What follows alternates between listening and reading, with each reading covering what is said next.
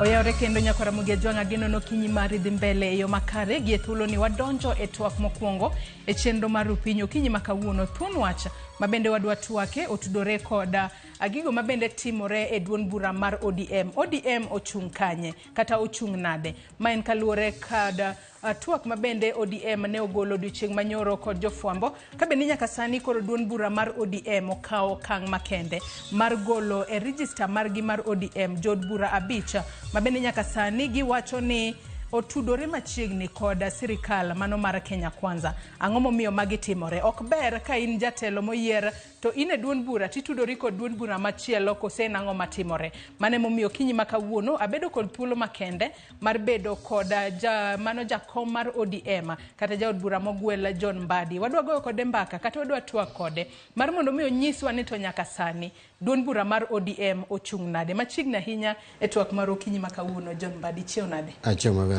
Joyce ndo amuso jo winjo wa joma neno niyo ya reuro nyasaye ya no pen. Erokamano ahinya. Mana kaka iseneno nyako Ramogi Ajwang' mane wendo mabende antiere godo okinyi makawuono jakom mar ODM John Mbadi. Kamoro amora mineno okinyi makawuono nyako Ramogi Ajwang' inyalo tudri kodwa kichwalonwa ote mari penjo moramora kokale namba mar ote machuok ma en 36000 Facebook kacha ibiro yudo wa live kaka pile Ramogi TV, Twitter kata X ibiro yudo wa @Ramogi TV. Kan bende inyalo tudri koda e Facebook page mara ibiro yuda Joyce Oduor, Twitter handle mara ibiro yuda @JoyceOduor_. Kapok wachako ayanga twak mar okinyi makawuono, we winjane sigana mabende nolosnwa odiochieng' manyoro kod jafwambo marwa Walter Nyambaga kotudore kod gigo matimore e duond bura mar ODM tok romo mar odiochieng' manyoro mano romo mar National Executive Committee. We winjane mondi. Romo moka oseche dek mochwe kom kod jakom mar ODM John Mbadi. Ogai mar ODM Raila Odinga kod jodito mamoko mag duond buch ODM. Oweyo ka koro duond bura mar ODM ochaka yanga chendo mar thicho oko jo od bura bich. Mokelo kanyakla seneta ma Kisumu Tom Ojienda. Jaod bura ma Suba South Carolina Mondi. Jaod bura ma Geme Lissu Chieng' Odhiambo. Nyawadgi Mabondo Gideon Ochanda. To kod jaod bura ma Lang'ata Felix odi wuor mong'ere kaka Jalang'o. Kaluwore gi gik magisewacho gi kaka gisetimore, ang'wen kuom gi nokdhi kata mana notamore dhi komigi thuolo nyadiriyo mondo gidhi before disciplinary committee ne ok gidhi. Disciplinary committee no recommend mabende party oyiego ni mondo ogolgi oko e party. Party onego chak process migolo gi oko e party mondo koro gilose position maggi kata members of the National Assembly magintie kata Senate. Kata kamano seneta ma Kisumu Tom Ojienda kokale mbui mare mar Twitter to mucho kore koluwo ni puro biro dhi nyime kotiyo kod jatend piny William Ruto kata odoko ni ODM othiche oko. Jakom ODM John Mbadi olero ni MCS ang'wen mawuok e kaunti ma Kisumu bende owito lemo magi bang' ODM e chako chenro mar thulo gi oko e duond burano. Kuom mano Caroline Opar, Kennedy Ajwang', Peter Obaso, Regina Kizito, kuku mar party ong'ado, chama ong'ado ni mondo golgi oko e assembly ma Kisumu mondo nomination margi obed revoked. Gin MCS mogwel to gi dhi ataro kata gibalo gi party. ODM bende ogoyo fwaija od bura ma Uriri Mak Nyamita to kod nyawadgi Marongo Polabur omenda maromo milion 1 kendo chikogi ni mondo gindik barua mar kwayo ng'uono duond bura mar ODM e ndalo 7. Ka luwore ni gin ne gidhi magi dhi mbele disciplinary committee kendo ne gichiwo ne gitemo chiwo gik magiparo nomiyo gitimo gibehave kaka gibehave no kata gitimo gik mane gitimogo to kata bedo ni kamano ni to party owacho ni nyaka migi siem mager ahinya kendo nyaka gi kwa party ng'uono e ndalo 7 mabiro to kendo nyaka gichul fai mar milion 1 ng'ato ka ng'ato e ndalo 60 e bwo ndalo 60. Jaod bura ma Nairobi County Esther Passaris ne ogoyo bade piny e nyim jodito mag ODM e kendo ywagore wach mane omiyo goni atho kendo redhe fwai maromo 250,000. Esther Passaris bende ochik mondo ndik barua mar kwayo ng'uono e duond bura mar ODM. Honorable Esther Passaris ma bende ne nitie ng'ur kuome kaluwore gi kaka nogo kura e weche mag Finance Bill 2023 bende party nong'ado kaluwore gi paro manowuok kuom duol mochung' ne discipline ni mondo wa miye siem mager ahinya kendo ondik kwayo ng'uono ne chama e ndalo 7 mabiro, to kendo ochulo fine, wagoye fine mar 250,000. ODM bende okone gi siro twak madhi nyime Bomas of Kenya, ka bende gilero ni ginono matut gimomiyo gai mar ODM ne ok oyudo lemo mar jatend piny Kenya. The party oungo lwedo mbaka magore kata twak magore miluongo ni bipartisan talks ne kind Azimio la Umoja gi Kenya Kwanza Coalition. Okang' maduong' bura mar ODM okawo mar thicho oko jo od bura 5 magiluwo ni dhi ataro kod dwaro mar od bura no, endo koro miyo gi thuolo mar biro geng'o thicho gi oko kata oyo ponono mano kotimore to kar joluto ombulu mawuok e kuonde chung' od bura go biro bedo kod ikruok mar luto ombulu nyadichiel kendo. Walter Nyambaga, Ramogi TV, Nairobi. Aya, mano sigana mabende nolos n'odiochieng' manyoro kod Walter Nyambaga. Kwachako twak marwa jatelo odiochieng' makawuono, jood bura 5 mano moriwo Elisha Odhiambo mano mar Gema, Karoli Omondi mar Suba South, kachiel kod Gideon Ochanda mar Bondo, kod Tom Ojienda Senate County ma Kisumu, kod Felix Odiwuor mabende ong'ere kaka Jalong'o ma en jaod bura Malang'ata. Nyaka sani kori wacho ni okang' mabende duond bura mar ODM okawo mar thicho gi oko mano e duond bura mar ODM en kaluwore ni ne giketho mano article 11 mano mar pen chike mano mar duond bura mar ODM. Kwachako gi kanyo, jood bura gi makosa margi hie nang'o? Oyier nigi mar mondo mi giti ne jo Kenya ka gitudore kod sirikal gikoso nang'o? Mokwongo gin makosa ariyo, and Joyce na wach ne joma winjowa kata nenowa sani ni chik mar party nitie okang' moluwo, kendo chike mag party wachalo ka gima wan gi quasi judicial process. Judge kata koyudo ka ng'ato muko dukani ok obi kawo ng'ano to tweyo ni naneni kimuko duka, nyaka ng'ato bed gi ng'ur, nyaka ng'ur kele mbele judge. Koro ng'ur nokel. Ng'ama nokelo ng'ur? Ng'ama nokelo ng'ur achiel kuom ji osekelo ng'ur ni mang'eny, but maparo ni ji Kenya ong'e ahinya en Senator ma Migori manokelo ng'ur ni jood bura gi oketho chik mar party. Kano okelo ng'ur, an kaka jakom mar party chik omiya thuolo mar ng'iyo ng'ur mokelni ni to be en gi lombrone. Ka en gi lombrone tatere gi disciplinary committee. Mamano na atimo. Kaeto disciplinary committee omiyo gi thuolo mondo gidhi e mbele gi mondo ler gimomiyo kata gima ging'eyo e wach ng'urno. Mano otimore kendo jowagi nomi thuolo nyadiriyo. Nitie joma nodhi to nitie joma bende ok odhi. Esther Passaris nodhi, Paul Abuor nodhi, to kod Mark Nyamita to gi Tom Ojienda. Negi chope nyim disciplinary committee magi gitemo siro okang' margi kata chung' margi. Jowa mamoko machalo Gideon Ochanda, Elisha Odhiambo, Karoli Omondi kaachiel gi Felix Odiwuor diriyo mano kuonegi ni gidhi kata ne ok gidhi. To kendo barupe mane gindiko bende ne nyiso achaya ne party. But kaduoko penj mani penjo to gin makosa mane. Chik mar Kenya ka mokwongo katiba maro wacho ni Kenya is a multi-party democracy. Yani Kenya en piny mi duond buche itayo gi duond buche. To yie ni bede duond bura mora mora. Kendo ka okineno duond bura ma pachi oriwore go maber tibedo kaka jachung' mochung' kende. To kidhi Political Parties Act mabe constitution katiba maro emoyienwa mondo walos Political Parties Act. Kare mar 14A wacho ni ka in e political party nyaka ichikri gi political party no. Kendo nyaka iung lwedo, isir motegno dwaro gi kwayo gi chung' mar duond burano. Makopo ni iriwo bura machielo, duond bura machielo mapiem gi duond bura ma intiere, to iwacho ni koro chal ka gimisewuok e duond bura ma intie. Kizungu luongo ni you are deemed to have resigned from that political party. Koro king'iyo jowagi seche mane neno gidhi ka gidhi State House ka gidhi romo gi jatend piny owacho ma bende en jatend UDA party ma wapiem go. Seche go ODM nosegolo chungi makende ka giwacho ni ok girecognize jatend piny owacho kaka jatend piny owacho nikech yiero ne ok otimore man kare.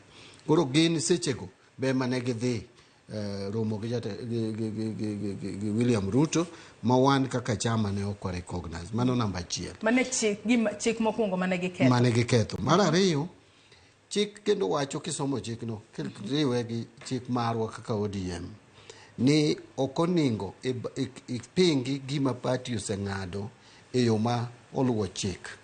Kaka party nobedo piny mowacho ni kaluwore gi kaka gik moko timore Kenya ka wadhi e ng'anyo. Tino ka jowagi nodhi mo address press conference. Magi wacho ni constituencies magi ae ni jo dak makuondego kik dhi e ng'anyo. Manyiso ni gin gidhi pingo gima party dwaro. Kendo ma party oselando mose timo bura nikendo watimo parliamentary group meeting, watimo meetings mag Azimio na Umoja mabe ODM achiel kuomgi. Gin gidhi gipingo. Mano nyiso ni gibalo gidwaro mar chama.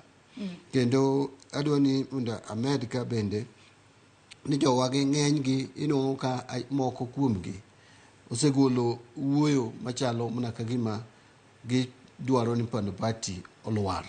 Kaka ka jaod bura moyier gi duond bura mar ODM nyalo chung' mawach ni gidwa temo matek ni party leader marwa oweyo siasa chuth. Ma ok en ng'ama gero party. Ma en ng'ama party leader marwa e symbol mar unity mar party wa. Kendo teko wamiye nyaka mana nyiso party kama party onego dhiye. Miluongo ni chiwo policy direction. To ka ng'ama kamano ema member mar party wacho ni gidwa ni mondo wech gidwa gole siasa chutho. Mano nyisi ni ma en ng'at ma ok dwar siro chama. Nitie moko be maboso wacho ni gin gidhi chako chama mare. So samise wacho ni dhi chako chama mare menyiso ni iwuok e chama mane intie. So gin kosa mang'eny. Ti wacho kanyo ni kalure kod jogo ma wanyalo wacho ni mane ochiwne gi fai. Wacho kanyo ni Mark Nyamita mano jaod bura ma Uriri kachiel kod Paul Abuor mano ma jaod bura Marongo kachiel kod Esther Passaris gin ne gichopo e nyim disciplinary committee ma bende noluongi. Ti wacho kanyo ni Tom Ojienda beno chopo e nyim committee ma kamano. Ang'o momiyo Esther Passaris Mark Ogola kachiel kod Paul Abuor to yiene gi mar mondo mi gichul fai kendo gindik ng'uono to Tom Ojienda to koro nyaka sani koro wach ni ento nyaka thiche oko ya pisi. Ponono ketho mano timo duong' moloyo moko go kose. Ing'eyo ni kisami chopo e mbele kamati miluongo ni disciplinary committee kata kuma ng'iyo weche mag discipline nitiere kaka gipenji. Koro kaluwore gi report mane gimiyowa kamiyi mana mawiye eni Tom Ojienda kanobiro to kar loso kata tur dok piny ne oko tur ni party kendo medo thiano ni noko bolore nonego bende gi bolore. Koro en ochako thir gi party ma oyanyo nyaka the lawyer ma ochung' ne ng'ama nokelo ni mano junior ne mok nyal penj kendo owacho kanyo ni ok onyal biro ke chik wawacho maler ni kibiro tibiro gi lawyers. Yes, ujini biro gi lawyers. Nyaka gibed lawyers ma members mag ODM. Kech ok odwar weche ODM mondo yal gi joma ok jo ODM. En kubiro to wacho ni en obiro gi lawyers mok jo ODM nikech ODM en party ma joluo. Kendo lawyers okinde mane ODM gin okinde mana ma joluo. To en onge gosiepe ne ma joluo. Koro nyaka okel mana lawyers moa kuma obiro nyaka ng'ato ni Nelson Havi manyochung Westlands ka gi chama mar UDA. Koro nonyisa chaya ne committee kendo no wuoyo kata kuom party leader kendo marach mbele jo committee. Omiyo jo committee no recommend ni mondo koro en nenre ni osebalo kendo oonge gi gimoro amora gi party marwa. Kuom mano ningo miye thuolo mondo dhi obed kamofil ni en kare. Ng'eni wan wamiyo mna jogi thuolo mondo gi exercise their democratic right. Kech ok inyal tamo ng'ate democratic right mare. Ok inyal tamo ng'ate right of association. Ng'ato nyalo riwore gi ng'ama dwaro. But kuro wamiyo gi thuolo mondo giwe chamo wane gidhi gi riwore gi joga. Ng'ato kaka Nyamita nobiro gi lawyers ma ok jo party. Kano kone no release lawyers modong kende and report ma committee omiyowa en no bolore kendo no kwayo ng'uono. Wacho ni en no dhi kucha mana manyo dongruok to ka gino chwanyo party to party mondo wene.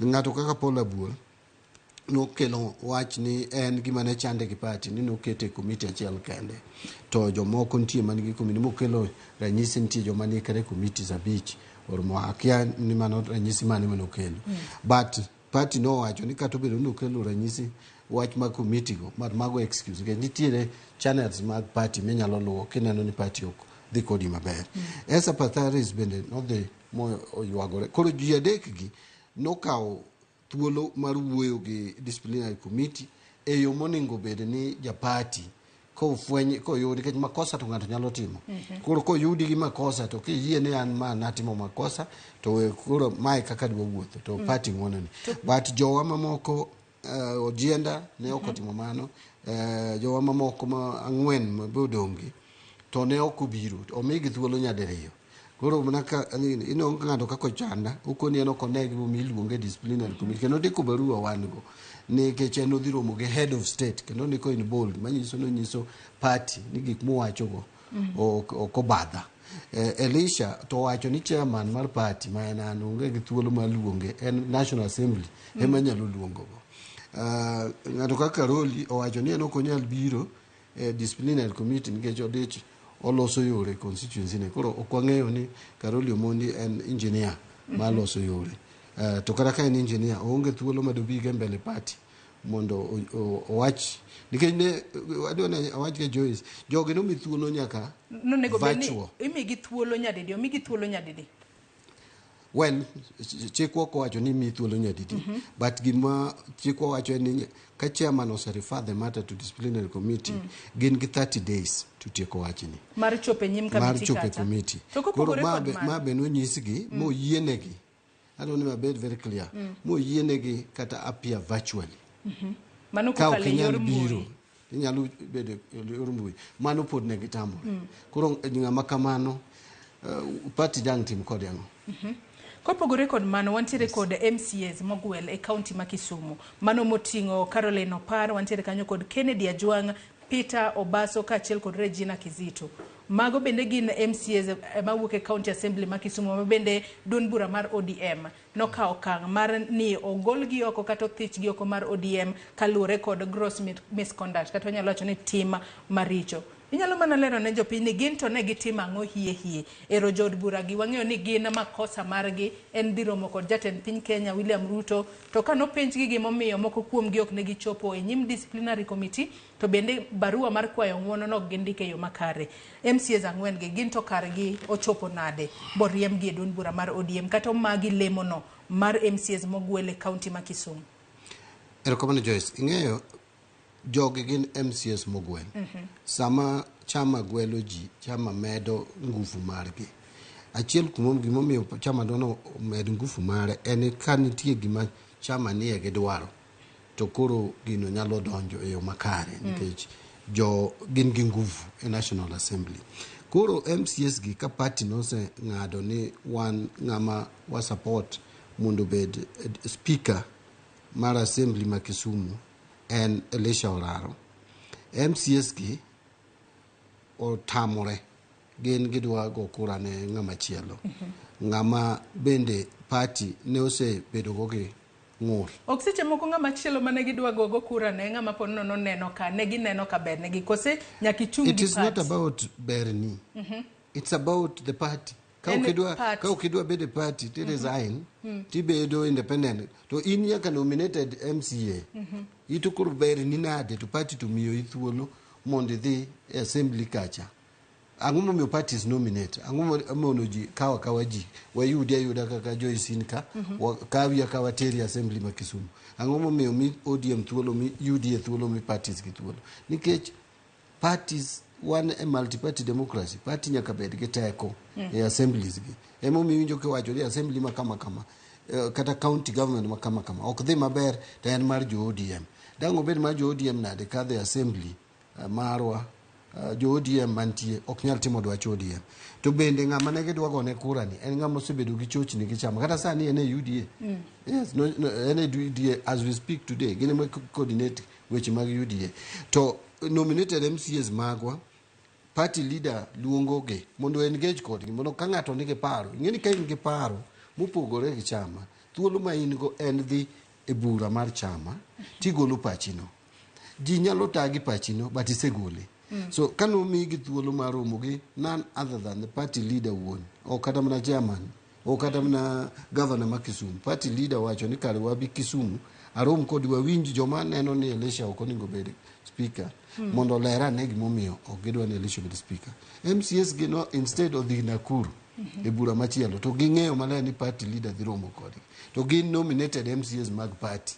So gimiyo party which kuot nikech party leader wuok Nairobi modhi Kisumu to MCS mobedo nominated gi party and I don't know kanyo mobedo nominated gi party to nigi bura Nakuru kae to gikelo excuse moro wacho ni notuo bura ni otimore tarik 19 to kine tarik 20 to gidhi assembly go kura to ng'ato ko ni nyoro nyotuo manyoko nyabire buchi party leader and at the same time en Nakuru simbe koro giloro omiyo nena chae ma kende kendo then ka gibire mbele disciplinary committee gikwongo githiano koro ka gineno ka koro gini kare wach mabedo matek koro ka bange koro giwacho ni gikwang'ono ne gibedo misled but koro nyisore ni gidwaro mana mondo mi gidong gicham sara tok gin jo party. Tiwacho ni MCAs ang'wen gi mantiere county ma Kisumu gin kaka MCAs mogweli ne gipogore paro ahinya kotudore kod yiero mabende ne timore county ma Kisumu. Wantiere kod jaod bura e county ma Nairobi kae mano Esther Passaris. En gino momiyo nyaka sani koro miye fai mano mar shillings 250,000 en kalure kod finance bill mano mar higa mar 2023 nopogore paro. Penjo nyalo bedo ni ka intiere duon bura wang'e ni Esther Passaris to noyieri en ok en nominated noyiere ka in kata jago ma oyieri ka intiere e od bura kacha party ok oyieni mar pogruok e paro kalure ni wawach kata finance bill ni pono en korka kore en gino makare chama ok oyieni mar mondo mi sir gimoro amora tek ne ni chama pingo gino kosango matimore mbali. Joyce dwarore ni jod buchwa odhi jurisdictions moko mondo dhi osom kaka party democracy tiyo. Itiyo gi party democracy makata gimoro kuberni tisira nikech party siro. Ing'e nitie gik moko ariyo, nitie chike mabiro bunge tieng' diriyo. Nitie chike moko ma itiyo gi gimiluongo ni conscious ma party ok whip members. Nitie gimiluongo ni party whip. Party whip ni ji pok owinje maber. Nitie chike gik moko ma ok omako chama kata policies mag chama. Nitie gimiluongo ni policy mar chama.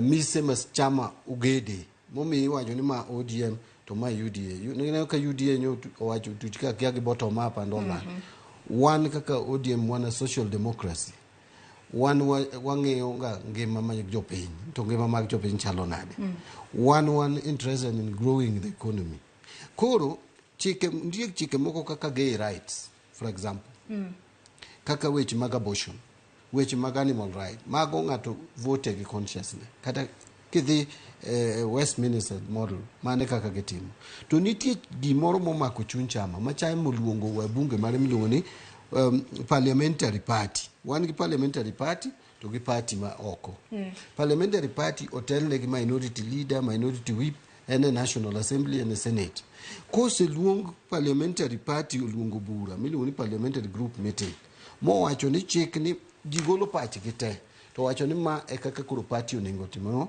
ogo kura koro iluongo ni whip obedo applied sama whip obedo applied onge gimoro kendo ni my disk ni ananene no ningatime kama kinene no ningatime kama no the best thing mitimo en kuri wuok oko mar party kati dhi ngimna kaka democrats timo in the US kati ngi kaka republicans timo nitie gimoro ma party apply whip onge kama dhi ataro gi party kati dhi mena Uingereza mane kaka time Kenya kai mapod waonge gi discipline kineno ni in pile ka pile chama ka okang' mokiyiego the best thing minyalo timo en ujieni wuok e party kendo iwuok to kisewuok e party tidok yiero either idok kaka independent or idok kidhi e chama ma ineno ni chama no pachi donjogo kai tigo ni kura nikech in gi ratiro mari to jopiny mitelo ne gibe ni ratiro jogem nogo kura ne Elisha Odhiambo kong'e ni en ja ODM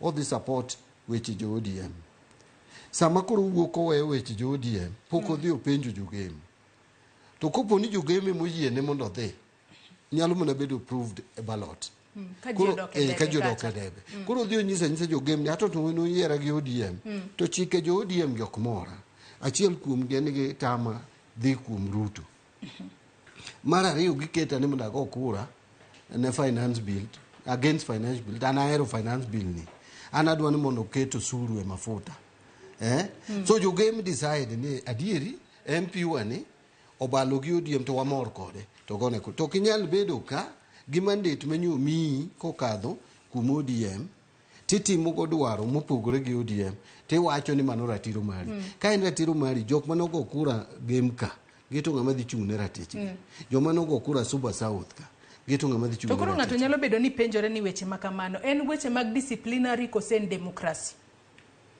ingeni giriwore disciplinary gi democracy emo miona kone ni wan gi gimiluongo ni multi party democracy samoro kwa winj tie democracy ka democracy owacho ni bede political party gi hechi bede political party gi hechi kineno ni pogruok ni kindi gi political party democracy oyiene dhi e party machielo so okinyal bedo ingeni same wacho ni democracy wan be koro kaka party wan be thongowa ngech party be nyaka dongi ka koro wakwano ni wan gi members of parliament national assembly nyo wan gi 86 members okay kuom 86 members gi ka members ochiko apar ok ochungi party kuro wan gi 86 kuro wan gi 76 so dwarore no bed clear ni ka wan gi 86 to wan gi 86 ka wan gi 76 to be ni wan gi 76 kuri wuok tidhi chungi chama machielo mineno ni demokrasi oyiene dhi nikech onge motwe to bende nyaka sani duond bura mar ODM bende nitiere kod demokrasi madwarore kalore ni ODM wang'ene en Arranged Democratic Movement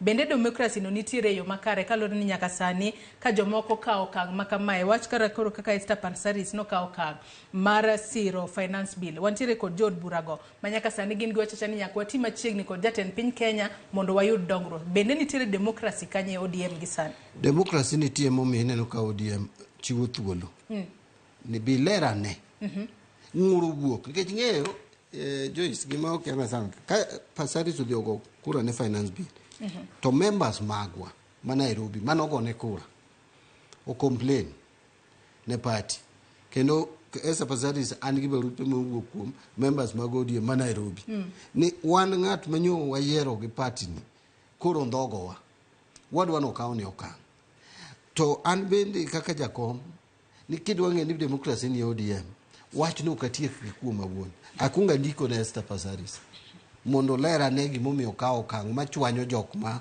nogone kura gi then ondiko barupe ni gik mowacho kaneno ka o convince akawa tero gine disciplinary committee oluonge mo miye thuolo modhe mo wuoyo mo ng'ado ne bura ni okurumo gi kanyo okele nek be nyogo e mbaka mabe en a member of nek en sama ne wawacho wach ni to nyaka kuro no dhi oko nikech ok onyal yale to yali to intie kanyo so neko oyale mo ng'ado in fact recommendation mano wuok kata kuom disciplinary committee was harsh kata ka kuro kadhi details moloyo mane neko mi mano nyiso ni demokrasi nitie kech neko kone okewa winje kiwacho ni nen hash pono ne nyalo ngeko no matin kosema no ko yie ni wacho well nen hash on suspension and fine koro no wacho ni onge tiende suspend ngato ki fine go so what fine bene giketo mamalo wadwoko piny kata mna fine mar abuor genya meta ne ni malo wadwoko piny king'iyo kata mna joma chalo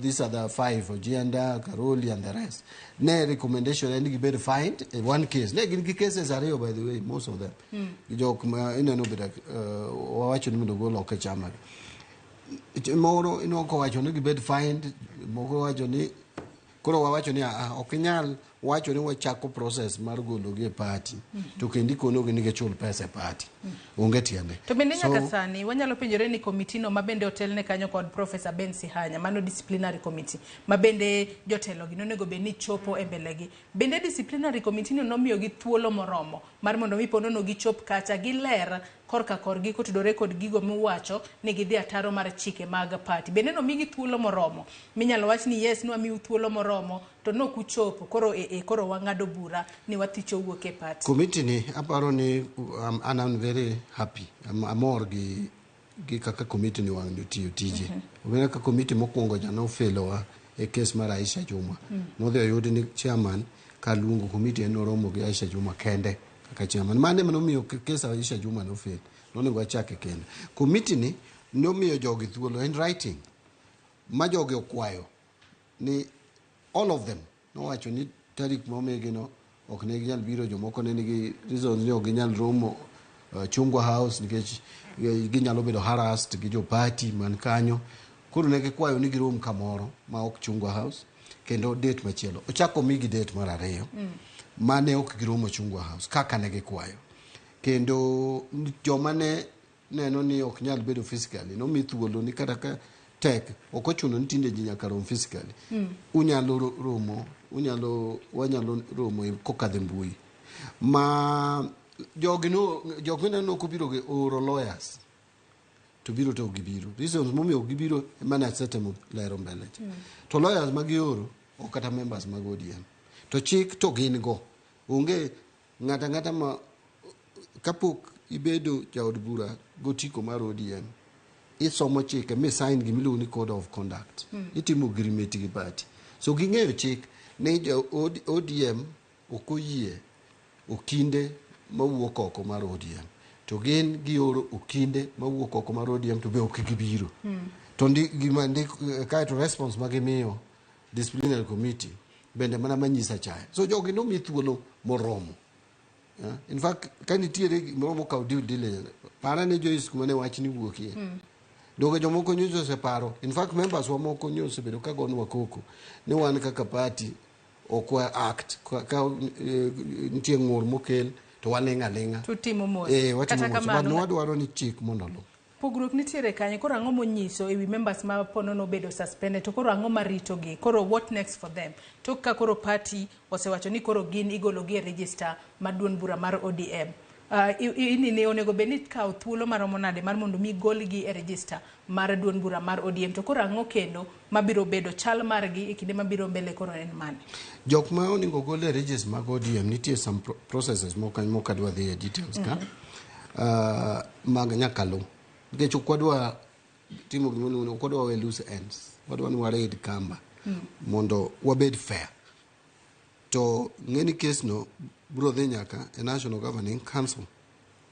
So National Governing Council okang'eyo ni party nyalo chano ok en decision ma make kenda koro kanyalo wacho ni ubro kawo muda marom nade but adwa kase kaka an ng'amo chung' ne weche mag discipline e party wabro work with the secretariat to ensure ni kaka ne party owacho ni wachak the process mondo wakas that process mondo wach ni orum wang'e kama yienge. Ang'eyo ni thuolo nitie nikech wan gi ratiro marwa ginyalo dhi e political parties dispute tribunal awinjo kaka sewacho ni gidwa dhi e doho gino nyalo dhi kata high court wan bende kaka chama waikre ni kata kwa dhi all the way to the Supreme Court wabro dhi nikech chama nyaka bed gi luor e iye mondo watek chama nyaka wanyis ji ni chama ok en gimoro mabalabala migweyo kabisidi nyaka ing'e ni kidonjo e party to nitie chike party ma nyaka ilurigo to ok wachuni ni nyaka ilurigo ka ineno ni dwa weyo chike mag party to the best thing to timo en wuok e party no tidhi e party machielo. To nyaka sani wang'eyo ni jod buragi mabende sani koro gima duong' ma iseyo gi godo en tudruok machiegni kod jatend piny Kenya William Ruto kata kweth mar Kenya Kwanza. Adira wasebedo kwaneno ka nitiere governors mabende tiyo machiegni kod jatend piny Kenya William Ruto. Ang'o miyo governors moyier kod duon bura mar ODM gin to onge okang' moro amora mikawo negi to mana jod bura ma wanyalo wacho ni gin abich sani kata jotelo abich ema sani koro duon bura mar ODM okawo okang' mani koro gidwa gol gi oko kata idwa thich gi oko e duon bura mar ODM. Pogruok nitiere kanye kata ang'o miyo governors ok utalo mana jod bura kende. Ok ang'eyo ni governors adi misewinjo ka wacho ni gidhi State House dhi manyo dongruok to bende State House ema en shida kose romo ne wawach ne party nitie kaka no communicate relationship marwa gi UDA gi relationship marwa gi William Ruto ma party no communicate maber ahinya ni ok recognize presidency mar William Ruto sechego so nyaka ne lumano mar ariyo ineno ka jowa kana wacho odhi e media molando ni jo constituents gi kik dhi mandamano akeni neno governors adi molando mano then gima nyaka bende jo understand Joyce any nitie relationship e kind national government gi county governments one nyaka gi international government relations wan nyaka gi IBEC maketo governor gi deputy president, yeah, wan gi summit maketo governors gi president. So nitie kaka chik oketo gi nyaka gitudre. Member of the National Assembly ok nyal wacho ni owuok nodhi manyo development State House, ni mano gimotere State House. Can developments adi mawuok State House? Enani seche moko nitie weche moko dwa dhi into details, but adiri makende eni jok mineno wacho ni gidhi manyo development, gidhi manyo wechegi. Jomoko dhi manyo ohala, jomoko seche moko ohala modhi manyo no dhi manyo ne jomochung' negi. Jomochung' negi to ohala konyo jomani. Ohala ok mana mari ni moketo pesa e ofukoni. Yeah. And kata king'iyo matut development go ni kure mabiro kuonde ma wanto kwane ma ok dhi kuonde mamoko. Jowa mamoko dhi State House geno kiyo development. So development budget iloso e bunge and pesa ikete bunge. Kata ka koro implementation ginene logi ministries, logi PSS implementations. Nitie developments moko mwasekelo kuonde wa. Nitie projects mosechake constituencies wa. Ok na dhi State House. Unge development masedhi discuss gi State House. In fact, gige State House gin political, onge kuma giende. Ma iwacho ni duond bura mar ODM nondiko ni ok giyie kata ok gisiro loch mar William Ruto kaka jatend piny Kenya. Mane momiyo jogo madhi State House mar mondo mi omanya kata owuo kod jatend piny Kenya William Ruto nyaka sani koro udwa golo gi duond bura mar ODM. Wantiere kod governors gitiyo machiegni kod jatend piny Kenya. Gin manok gikoso.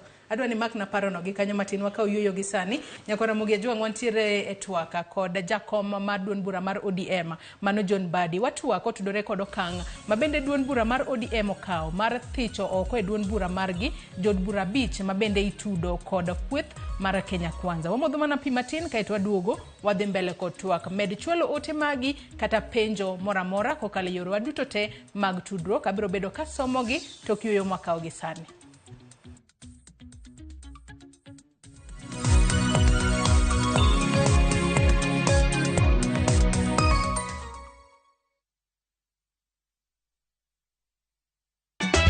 Ka osiep motegno kod johot moherore ritore. Nyako chia. Timondo ndisori. Wayudo ng'eyo tonggi. Ipani akia gik mitimoga. Uro wengi donje matusi na ukweli donge. Yud more ngimani kokalo e gik matindo. Udogo shwag wene musajaka dala. Justice for all. Miane ngima nyarko chia. Kod osiepene kachiel kod joodgi. I am bishi. Gima ruoto miyo kana wene jachien. Sama giromo gi pek mar ngima, joot kod osiepe. Nyasaye neno gi wang'i ma ok opimni. Akwaye ni mondo imak tieja karibu to kopuodho tilew chunye. Ok ginyal weyi ma ok inyiero. Nyako chia irachna e joka. Koka ite to tegore mana ka ita puoyo maniego. Nyarko chia. Tich abich ka tich abich, saa 1:55 otieno. Mana e Ramogi TV.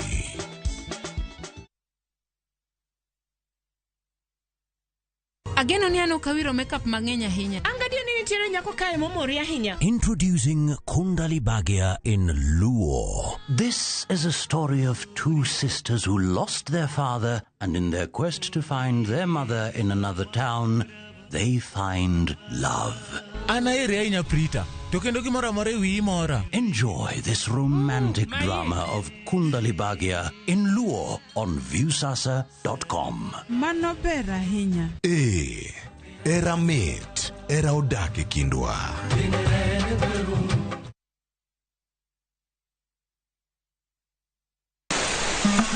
Wuodh fwenyo chuny kitwa. Ang'o miyo yie ni chako mana mine? Dak ne chako yie chuo. Yie ni chako mine nikech mine ma pito. Ng'e sigana kod kido manyiso ber kod mit piny. Nitie jaduong' mane okuongo kama ne iluongo jaduong' Ngeso Kosanjo. Kaluwore kaka kidi ma jaduong' ohero kaka chiege maduong'. Kidi jaduong' ni Kit Mikayi. Kendo rom kod jorit kitwa. Mondo ne en dero mar jaduong' madhako mora mora ok dhie. Piny mamako dhogi. Kama maru biro to maru to e dala iye chone tie o make amaka kama anyawana abia kinywana limi riuri kod Rabala Kwasi owad gi Rajabu Jenen kurgo jonam grech en duoko rech mane seng'iewo e 111 ngeso ka ngeso saa 1:45 otieno mane Ramogi TV.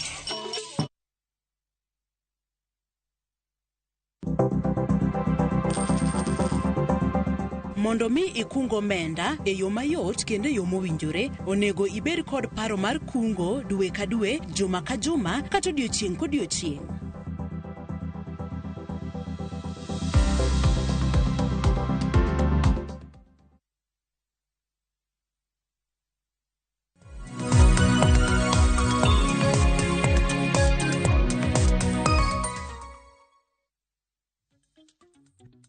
Machiegni kendo nyako Ramogi Ajwang' kendero kama na inyako medo kete Ramogi TV okinyi makawuono kama watuaka kotudore koda kaka duond bura mar ODM nyaka sani koro ka okang' makende mar thicho oko e duond bura no jogo magiwacho ne gin andhoke, gin jogo ma dhi ataro mar chike manitiere e duond bura mar ODM. Nyaka sani wang'eyo ni gin jod bura bich ma bende ODM dwa ka okang' makende mar golo nyinggi e register mar duond bura mar ODM, matiende ni koro gibibedo jogo mantiere e duond bura mar ODM oyienegi donjo e duond bura mamoko kata ponone yiero mamoko inyalo yienegi chung' kar kendgi. Kaponi kitudri kodwa gisani antiere kod jakom mar ODM John Mbadi ma bende watuak godo. Anyisi ni nyalo chwalonwa ote penjo moramora kokalo yore waduto te mag tudruok okinyi makawuono. Kwanyalo mana somo moko kuom ote ma bende uchwalonwa okinyi makawuono. Ote makamago abiro bedo kasomo achiel kachiel okinyi makawuono kokalo ote muchwalonwa kokalo namba mar 3 kata e Facebook kacha. Duncan Ondieka kantiere Starlight Dandora Phase 4 wacho ni penjna Honorable John Mbadi ni jod bura kod MCAs mane othich okogo bende nitiere okang' machielo maginyalo kaka governor kata jalupne kao mar geng'o thiche mar geng'o thich mane othich gigo oko magidhi bed medo bedo e duond burano. Openjo ni kapo no nitiere okang' ma ginyalo kao mar mondo mi kik thich gi oko. Joseph Nyambori bende wacho ni riembo jokanyo no e chama to medo ketho chama. Kaka in Mbadi nyaka ibed e komni chama odok chien. Parie kaka Henry Kosgei norito chama ni. Mano ote mag joneno magwa. Ochieng' Akibo bende wacho ni apenjo niya nikech osegweth oko jaod burago e constituency magi wuoke bende dhi dong' nono maluongi yiero kose. Mano bende penjo ma janeno maro penjo kanyo. Polina Koth Nyaimbu bende wacho ni penj jakom party ni en ang'o momiyo jotelo mag Luo emikumo dak gi kume kabinde moko ma jo ODM. Mano bende penjo maliw ma bende obro penjo nwa ka obro duoko nwa kanyo. Kennedy Okore ng'isa ni Joyce Mosna jakom John Mbadi ayie kod ODM 100%. Ka ng'ato paro ni en above party mane otere e bunge en richo. Political prostitution must stop. Mar ariyo, party ni kod jok ma practice impunity in the grassroots. Gimora mora obed development, bursary kata mana climate change advocates are drawn from party loyalties. Penjo en ni nyithi jok mane party ma ok ODM ok mi bursary nikech position mag jonyuolgi. Jakom ang'ei maber konywa e ground. En Kennedy Okore Owiro owuok Awendo e county ma Migori. Adwa ni duok penjo go mondi. Ang'e ni ndiko moko ma bende joneno magwa penjo kinyi makawuono. Akeni wachak kod mano mar jo ODM mane jo ODM mantiere gwengego mag Luo Nyanza ema ponono ikumo to kabinde moko tok kuma kosang'o matimore. Wantiere kod jotelo mamoko ma bende ahinya mawuok e gwengego mag Kisii. Ranyisi wantiere kanyo kod Manduku, wantiere kanyo kod Kibagendi kachiel kod Ogeto. Waseneno ka kinde ka kinde gin machiegni kod jatend piny Kenya William Ruto giwuok e gwengego mag Kisii. Ang'o momiyo gin ok kum jod bura mawuok ma joluo kende emikumo? Kang'eyo neno mantie moromo ni jotelo moko ma joluo ok kum nikech gima ng'eyo en ni mondo wakum ng'ato nyaka ng'ur bedie kata ywak bedie. Koro ka nitiere memba moro amora mar ODM ma feel ni nitie ng'ato kata jatelo ma ok oluwo chik mar ODM okel ng'ur, an nachako kawacho ni ka in judge kata nuang' mana ka ng'ato nego ng'ato ok nyal dhi ok nyal twe nikech ni nene, nyaka ng'ur bedie unless ni bedo koro witness. To ng'ato kaka Kibagendi ang'eyo very well, en ng'ama ja party kabisa kendo ose support weche mag party ahinya. King'iyo kata ahinya finance bill, jowa ma MPs wa majoluogi adieri wawacho ema nyo opogore gi chama ahinya. To ok ni joluo kende mo punish esa Pasaris ok ang'eyo ni en jaluo mawuok kanye. Pasaris kende mwanyalo chono ok jaluo e list yes, no. But king'iyo jowa gi ere jowa mano oko ng'eni sama no go kura e finance bill kata joma no lew mane oko dhi e bunge no go kura ne wachako ne process ma discipline including an ma party no ng'eyo very well nene an Singapore that time nene an gine na Geneva at that time e tij parliament no ko ng'eyo ni bill no dhi bire bunge e wigno wan waparo no dhi bire week machielo mana atero wuoth madhi Geneva mbele mondo mi kama kaduog in time. But kane koro party cow discipline kata ana yudo barua, I was the first one to respond to show cause letter ma the party. Members mang'eny no yudo barupe, Babu Oweno, Bedo Oundo, to negi duoko magi explain kuma ne gintie. Party no bedo convinced mowegi. To king'iyo yawagi kata mna kura mane wachakwa goyo subsequently e finance bill. Because finance bill no ko goyo kura dichiel. No wago kura chieng'no wachakwa medo go kura. Even banka giseyudo barupe pod gidhi ahead magi go kura against gima party dwaro. To ng'enygi if not all ne gin oganda majoluo. King'iyo joma moko ne gin jo parties moko ma ok nie ODM. Koro kwanyal kawo nigi okang' wajumbe mawuok e parties mamoko. Wiper ne nigi wajumbe 2 manogo kura against the party position. Jo Jubilee to karibu te. But Jubilee ngeni sani koro ok nyal kata kwano nikech in gi Jubilee diriyo. So ok ginyal kawo okang' ne jogi. But wan kaka ODM wabunge magwa mause mano the state house. Wabunge magwa mano wacho ni kik ji odhi e maandamano. Gin namba wajumbe mano watimo wakawo nigi disciplinary action. Wajumbe manogo kura ne against finance bill gin jogi. Koro ok nene wakawo gi ni gin joluo. No wakawo gi nikech ne gitimo makosa. Ka nitie mjumbe machielo sani nitie wajumbe 2, nitie mjumbe achiel man in office ma e region machielo ma barupe osedonje mesana adilgo. So kabi wacho nda abro tere kanye ang'iyo merits gi demerits ok ojaluo wabro kawo ni action kaluwore gi neno mantie. So gima wang'ni otimore mapano buogo ji en ni king'iyo gine mokadho ne watero Aisha Jumwa disciplinary ne watero the late MP from Samweni ne ok gin joluo ne watero gine ne kitimo makosa. Before that the other parliament ne watero Ababu na Mwamba ne watero Mwahima mabe court no yudo ni gin makosa ena ni no dong 2 months kende titim election dine wabedo gi election wadong githulo matina nya nitere penjo moro mabende jono penjo kinyalo dwoko mana mapiyo piyo.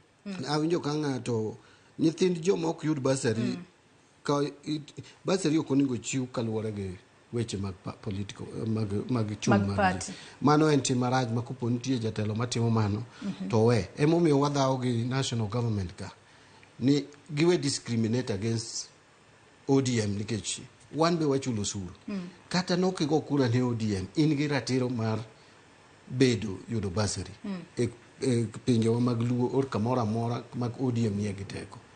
To ng'ato no penjo ka owacho ni party osedok piny nyaka nyabet chairman. Mano ok en adieri. Mano is very unfair to me. Nikech en paro ma ok nikare. Nikech sama kawo party mar ODM in 2014 party mar ODM ka bedo chairman ne nitie problem. Ne in shambles. Seche gi nyalo paro men in black ogwe Depe Kasarani. Kosgei was the chairman. Kosgei okubedo chairman malache gine. Obedo chairman mana ka wane sirikal. Ka etani makao. Akawo party ka party barore. Joma nakawo go leadership. Ababu noringo mowe party. King from 2013, 2007 to 2013, number one odok pain, wabunge one odok pain. 2013, Abedo chairman 2014. 2013, 2017, be number watch odok pain. But 2017 to 2022, you made a sharp increase in number of MPs. Talking new parties, me Kenya ka. Every party most of them, Mapuniki Lumburu Neka ODM. For the Kenya again, Mane one year, Tinde Temba, you were Kikologani, Gipan, Piendeke, Gedonja UDA, Chama Machalo for the Sili, again Kure, Chama Machalo Nak again, any kind, PNU, Kanu, Mane also independent, Banka Kanimoyo Wokatel, Erican. So, but ODM put in it. Kapo kamedo somo moko kuom ote mabena noka joneno magwa uronwa. Apenji kacha ni angomo miyo governors kai kinema bende koro kata gi host jatend piny Kenya William Ruto gwenge mopogore. Moko kuom gi adera wacho ni wabro bedo kwatiyo machiegni kod jatend piny Kenya William Ruto. Tonge okang' mora mikao negi. Jod bura to kotema kama tero whip bedo cracked. Igolo gi e duond bura. Adwaro ng'ama nigi ng'ur. Ng'ato mora manigi ng'uro chwal. An kaka jakom mar ODM. Ng'ama nigi ng'ur mora kuom governor mora okel. Mondo uneni oka act. Ng'uro nego bed machalo nang'o. You see, kantie jachama, Joyce okang'eyo kata imbe in ja ODM. Ka in ja ODM, tene nitie governor moro ma odhi ataro gi dwaro mar chama ma intie. Kaka ne jo Nairobi oro kwayo ni mjumbe mamare gi mochung'ni gi weche mag mine. Esa Pasaris. Kabarua nodonjo na molero ni notimo makosa, ngani otimo makosa machalo kama, otimo tarik makama, andan gineno maromo. Matiere ni ng'ama jachama mar ODM kende manyalo chwalo ng'ur. Kionge ODM to kinyal chwalo ng'ur. Ng'ama onge ODM to donjo weche ODM na. Adwa ni wasom moko kuom ote mabende joneno magwa pod ichwalo no kinyi makawuono. Kwanyalo mana somo gi achiel kachiel kalure ni wadong' kod thuolo matin ahinya. To tieko twak maro kinyi makawuono. Kinyalo mana ketna otego achiel kachiel okinyi makawuono mondo wawinjane gima joneno magwa medo nyiso wa kinyi makawuono. Zakayo Owuora Makokulo wacho ni a rebel is a rebel, let them go to UDA. They are not supporting party in parliament, so what are they doing in the party? Wacho kanyo ni go to UDA. Zakayo mano rekomana nya kuom ote makamano. Peter Thomas bende wacho ni Ramogi TV and Peter Thomas Siongo oketo kanyo ni ODM party otimo gima kare kabisa kalure kod pend chike mag Political Parties Act. Joyce onego kaka ng'ato nyalo bedo jakanyono mar party to gikoni to o support manifesto mar another party. Mano democracy aina mane? Magi gik mosebedo ka ketho democracy e Kenya kae. Discipline mar party is paramount and non-negotiable. I support the party decision ka an Mombasa. Erokamana inya kuom ote makamano. Engineer Lazaro Kanyambok bende wacho ni Joyce kon jakom ni gidwarokni. Dine girito nyaka IBC bed properly reconstituted. Sani action margi ne dimiyo rebels gi chance to launch smear damaging campaign against the party. Gidhi wacho ni ODM onge democracy to nyinge madiere en democracy. En Engineer Lazaro Kanyambok mar Kariobangi Jamaguye Kanyada. Erokamana inya. Bra Kuku George bende wacho mar Thimlicho Hinga Migori County wacho ni Joyce penjina jakom Honorable Badi ni to ka head of state okelo ne jopiny ma otelo ne gi dongruok owinjo adhi e romono kaka jatelo kose owinjo abala. Donge aparo ni development mar voters en ratiro mar jo Kenya. Ang'o momiyo iguro jotelogo giwegi dak gi ng'ade ni od bura no te bekoro oriemb e party mar ODM nikech giyie akaw dongruok owuok kuom party mane ok gi support. Mano ote mabende janeno Mbadi biro bedo ka duokonwa. Boniface Odongo bende wacho ni wekuru keto jigigik manono wadwaro maendeleo. Prince Sami Benado Yugi bende wacho ni amor kod John Mbadi Nyanga. Apenjo ni jok ma othich oko e chama gi be gi ikore moromo ni ka oluongi yiero kuonde gi be gi ikore moromo mar yombo kuonde go mago jomoriembi.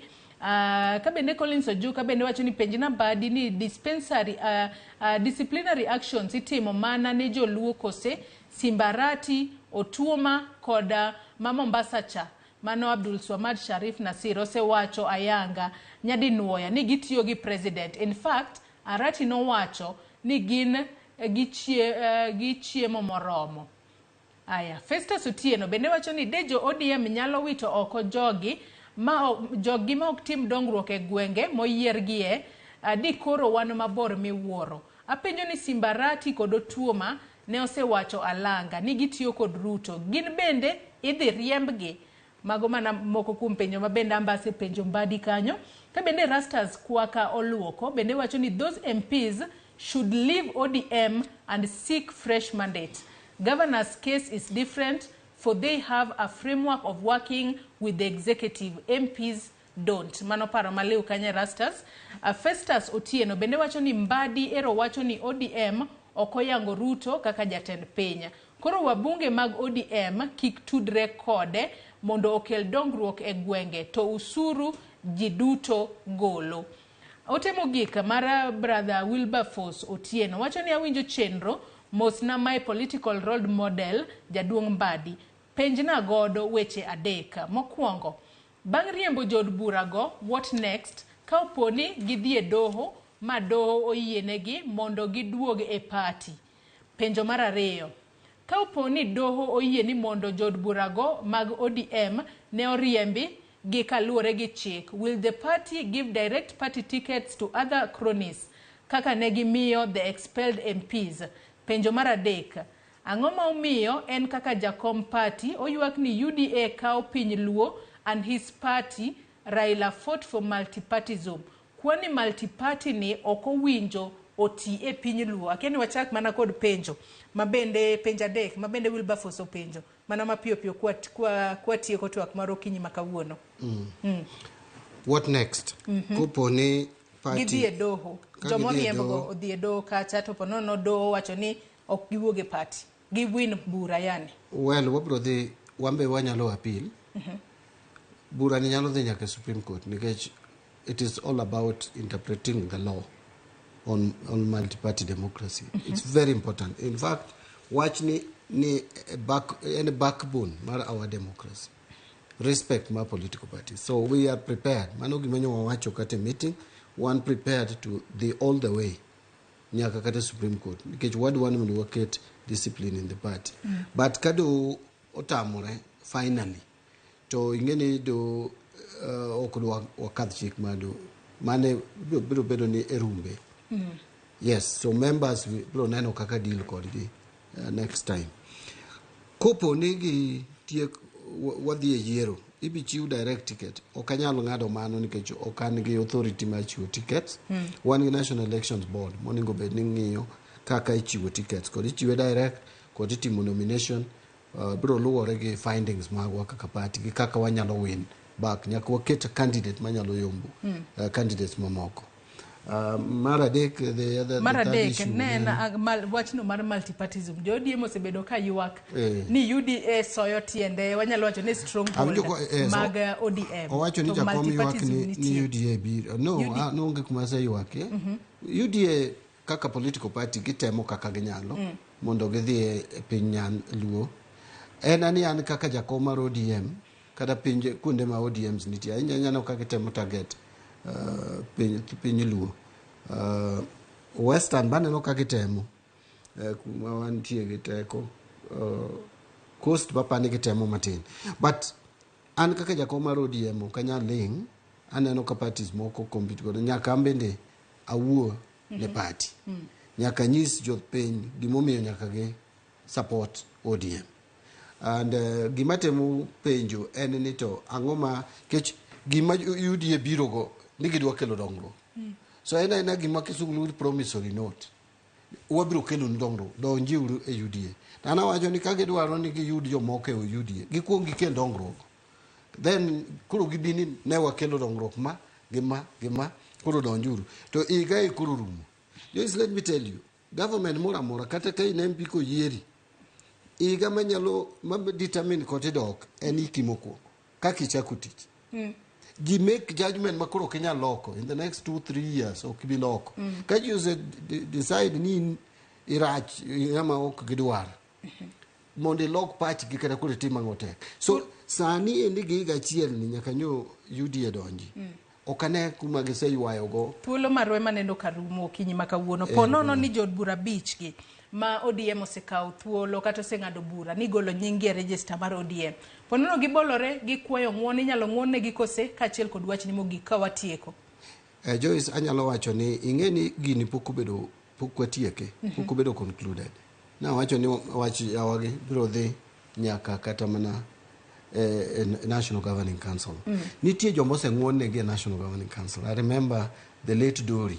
No bire National Governing Council mo kwa ng'uono. Cap party no se recommend all structures, disciplinary committee, National Executive Committee, makoro National Governing Council obedo. National Governing Council orewonek gi jod bura, jomo yier gi chama. Kanye mno kwa ng'uono, mane mna chuko kome bura no, majino mono ng'uonne. So put in this window. Emo mi awancho ni party wise democratic. It is the only party, by the way. Parties moko gibine no processes, mine no one go ODM. Kada bura mogete. Then the next question mani penjo nani mana mapi nyalo mana tieko wach ni mogik watieko thuolo marwe man noko. Gimatemo wacho eni watemo kaka chama mondo walu chike mag chama. And awinjo ka ji wacho demokrasia. Demokrasia oting'o gik mang'eny. Demokrasia ok olos ne ng'ato achiel ke nini midwaro gima mori. Demokrasia be protect jok michung' negi. Demokrasia no protect party. Kuro kineno ni tek party nigi chike matek ahinya. The best thing minyalo timo en wuok e party no. Imanyo party machielo kata dhi chung' kendi. To mogik en wach moro mawinjo ka jusiko development. Kata development en ang'o? Ere development makoro UDA osekelo kata constituencies wage, kata gwenge wage. Madang ng'ato wachi. Diyud mana gima ng'ato liere en project ma already nyo dhi mbele. So project ma dhi mbele ok inyalo wacho ni ng'ato kelonwa. Project ma dhi mbele ochuno serikal ni nyaka ketie pesa. Nikech ka contractors okel tiyo, chuno serikal nyaka ket pesa kanyo. Ka ok giketo gine magin gasara. Nikech fees midhi ng'adi gi penalties ma contractor dhi kwayo ng'eny moloyo kata ne gimi contractor no pesa. Omiyo gik ma ne dhi mbele ok inyalo wacho. Wadwaro gik manyien mikono wanero na dhi kura kelo. Party panisha to magi gik makelo. To yawagi onge gik magi nyalo kelo ni Joyce anyisi no. Thuolo marwe maneno kono. Onge ng'ama nyalo kelo ni gimoro maket ni meza ka ni magi gik magiyudo. Giyudo gige ma personal. Erokamana inya. Thank you very much. Honorable John Mbadi jakom mar ODM kuom kawo thuolo mar okinyi makawuono ibi wabede twak otudore koda ODM golo andhoke e duond bura mar ODM nyakore muge jwang thuolo marwa manomiwa mar twak mokwongo e chenro mar rupinyo okinyi makawuono emaneno korumo ote uchwalo mathoth ahinya kata kamano ok wabedo kod nyalo mar sobo giduto wagoni erokamana inya kuom medo kete e Ramogi TV okinyi makawuono wakaw yoyo madundo gi sani tok yueyo chenro mabiro en pok opogore kik idhi mabor.